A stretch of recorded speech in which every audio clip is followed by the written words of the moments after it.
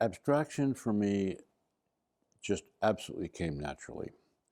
I had spent my life growing up deeply fascinated by how things looked, not from an analytic or scientific side. That was really my brother's side. But I was just fascinated by shape and color and line and shadow. And I didn't really know where that put me in the world. I didn't know whether that was important to other people. I knew that certainly nobody else talked much about it. When I discovered sculpture and that I could put together the components of the head, the hands, and the heart, that was a real epiphany. And the part, the discovering that there was something called abstract sculpture that was simply about shape itself, the emotions of shape. It was just an epiphany because I had always felt that, but I didn't know that it was recognized. In effect, I didn't know that was a recognizable language. And when I found that, it was like, oh, I know that language. I've been listening to that language my whole life. I didn't know it was a language I could participate in. And to find out that it was a language that I could speak as well as hear was just a life-changing event. And so for me, that was it.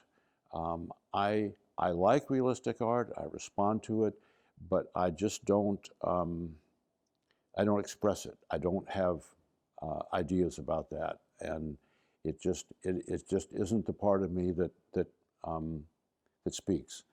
I think if I'd have been born in the 18th century, I might very well not have been a sculptor.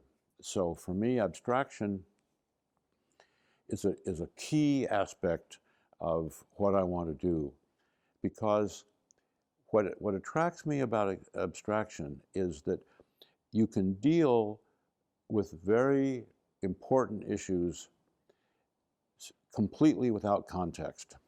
And to me, it's the way to get to a deeper aspect of those issues. So if you take something like solitude and you try to express that in a realistic context, to me, the context overcomes the core issue of the solitude. So is solitude, is it a sole tree growing in a meadow? Is it a soldier alone at a guard post? Is it the way we can feel alone in a crowded party? All of those carry context in them that to me is like a fuzz that gets in the way of the real issue. Feeling of flight is another one of those.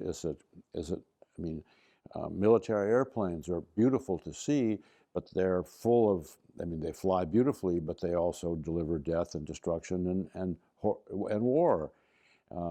Birds fly beautifully, but then you get in visually into all the stuff about feathers and talons, and I mean, to me, that's all the stuff that gets in the way of the core issue.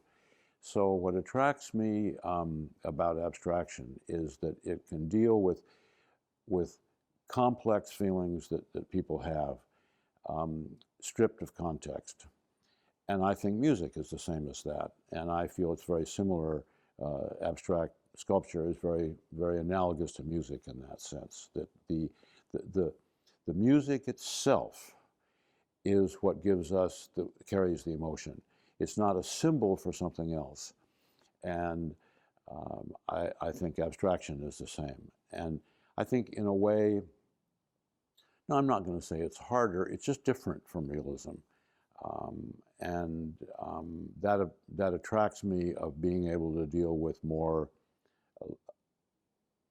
deep human issues completely separate from their context.